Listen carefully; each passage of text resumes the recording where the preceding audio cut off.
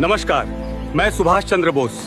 मेरा जन्म 23 जनवरी 1897 को उड़ीसा के कटक जिले में हुआ था।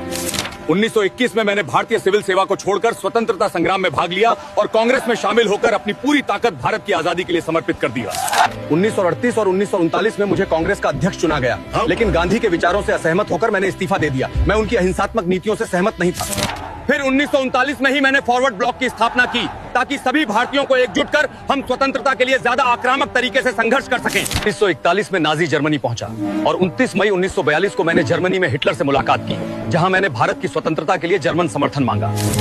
1943 में मैंने आजाद हिंद फौज की स्थापना की।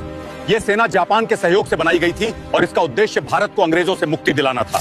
1943 में ही सिंगापुर में मैंने एक अस्थायी सरकार स्थापित कर ब्रिटेन अमेरिका के खिलाफ युद्ध की घोषणा की और अंडमान निकोबार द्वीप समूह को भारतीय क्षेत्र घोषित किया। 4 जुलाई 1944 को बर्मा में मैंने आजाद हिंद फौज के सैनिकों से कहा, तुम मुझे खून दो, मैं तुम्हें आजादी दूंगा। 1945 में जब अमेरिका को लगा कि वो जापान से नहीं जीत सकता, तो उसने परमाणु बम से जापान को समर्पण करने पर मजबूर किया, जिससे आजाद हिंद फौज के प्रयासों का भी अंत हो गया।